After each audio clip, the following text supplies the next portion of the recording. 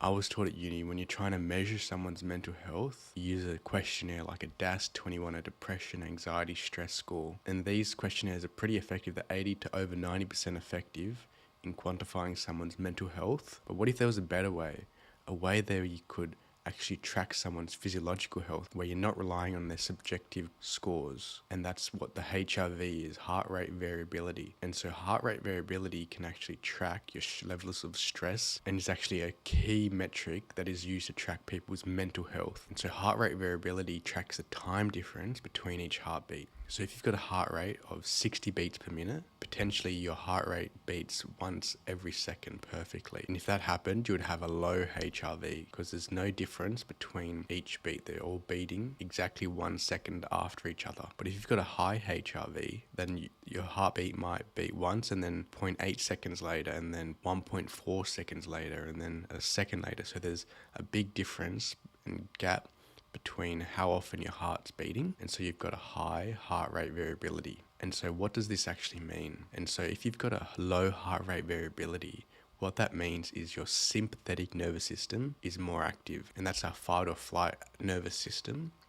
We're more aware and focused in on certain things. Whereas if you've got a high HRV, then your parasympathetic nervous system is going to be more active, and that's when we're in a relaxed state. And so that's where people that usually have more mental health concerns, that sympathetic nervous system is more active. So they're going to have a low HRV, whereas people that are, got better mental health potentially are more in that parasympathetic and that relaxed state. And so their HRV is going to be higher. So you can track HRV using a heart rate monitor that you put on a chest strap, or even like the Aura rings and Whoop bands. Those new sleep technologies will actually track your heart rate variability as well. So why is it a bad thing to have our sympathetic nervous system constantly active? Just imagine if you'd lost your phone and you get that feeling of panic. That feeling of panic is your sympathetic nervous system becoming activated, and you don't want to be in that constant state of having that activated. And it's not positive to be in that state long term, because your body's going to be constantly in stress mode. So you want to be going in between that sympathetic and the parasympathetic nervous system. So in this study that I found, HRV has been shown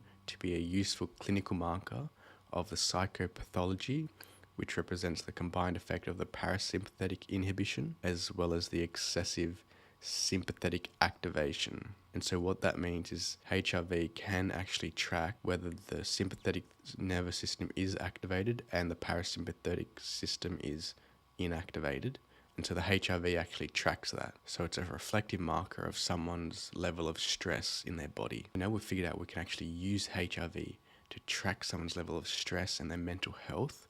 How can we go about improving their mental health and improving this HRV score? And then this study also outlines that using cardiac coherence can be induced using breathing at a steady pace at approximately 6 breaths per minute. And deep breathing can actually produce significant improvements in cognitive and emotional function. So when our parasympathetic nervous system is activated, we're more in that relaxed state and we can be more emotional and cognitively more aware.